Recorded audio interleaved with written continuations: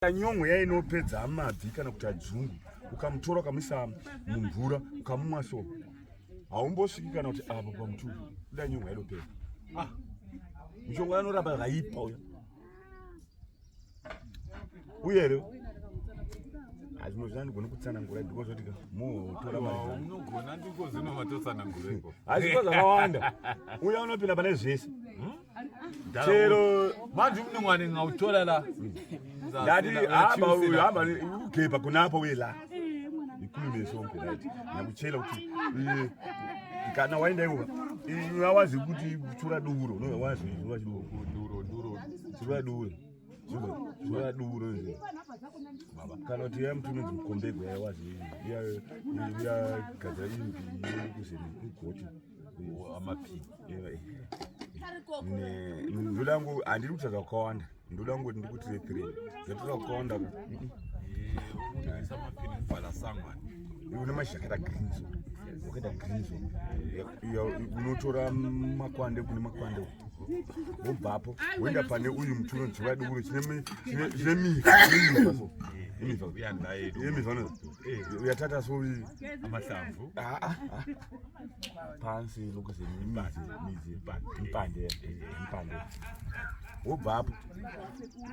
kana woenda kumombe unogona kutora mashizha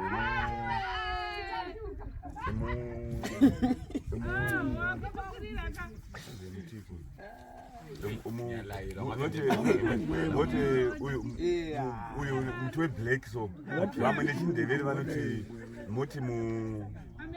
matuzhevo kuti gumbagumba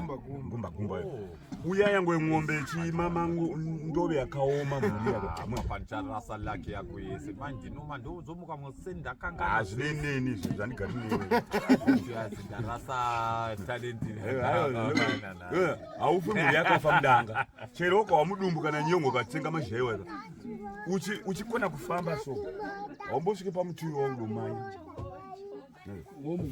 gumba shitu yepa mudumbu mashizha acho kungotsenga yangoshoka Nyong'o ikati tiba iye kuti tiba ye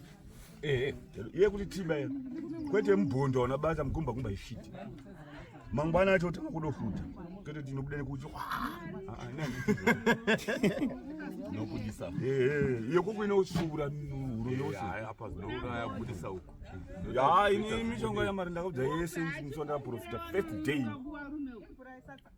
day paiye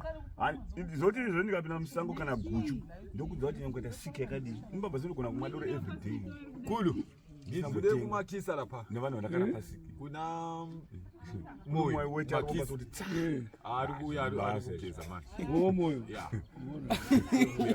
andari ni mudhara iye mudhara sasa indara mushonga mbona pofu asatasvika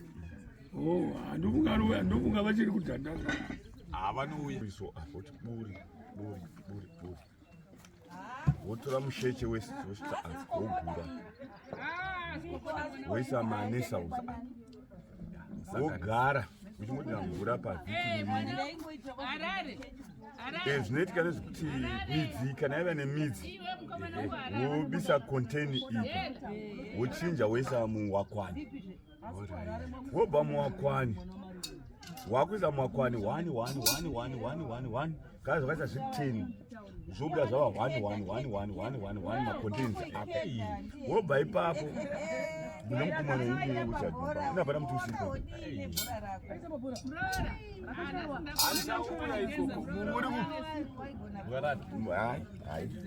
panobhara mudhara